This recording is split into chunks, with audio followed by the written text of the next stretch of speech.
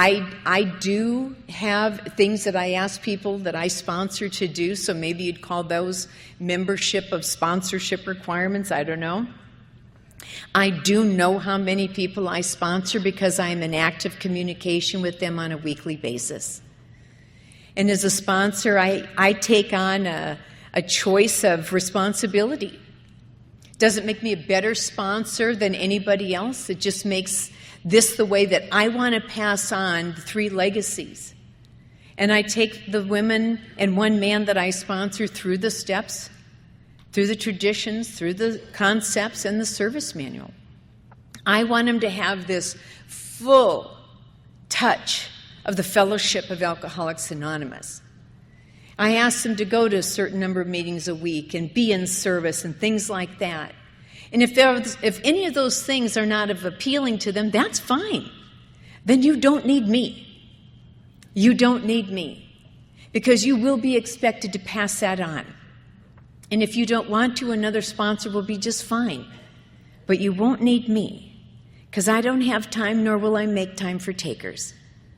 But if you're willing to be in service and carry this, I'll give you everything I got. And I do have that passion about sponsorship, and that we carry this on, and that they carry it on, and so forth. And I know this room is full of such active people and sponsors, so it is something that to me is very vital, because I am the taker. I know how to just do for me and give to me, and it's all about me. I know that. That's why you were really clear in the beginning. Oh, no. You have to learn how to start being that giver. And what about your home group, membership in your home group? What does that look like? Do you get there early? Do you stay late? Do you have a commitment there? To me, again, am I a member or an attender? I might attend other meetings, but in my home group, I'm an invested member there. I open the gate at 7 and I close it at 10. It doesn't make me more special member. It just makes me one who likes to get there early and stay late. I set out the literature. I've been a member of this current home group for 17 years, and I've had all kinds of different commitments. And I haven't had all of them yet. We have over 50 commitments in our little group. And I love being in service to that group. I love being a part of the heartbeat. I love being a part of work in the room and meeting those new faces, because that to me is a part of membership. Not letting somebody else do it or thinking somebody will do it. Yeah, me. It's for me to get out there and do that. And if I have a sponsee with me who's new to my sponsorship, I find it much more helpful to say, come on, let's go work the room together. Let's go work the room. And I'm not looking for the people I know as much as I'm looking for the people I don't know. I don't know if they're a minute sober, still drunk, or 100 years sober. I want to find out. And I get those opportunities to be in service to that person. If they're new to the area, introduce them around. If they're still drinking, come sit by me. I'll tell you, that's a great treat. The waif of the used booze fragrance. Oh, I'm just glad it's on them and not me. You know what I'm saying? But I want to get them in the front of the room, not the back of the room.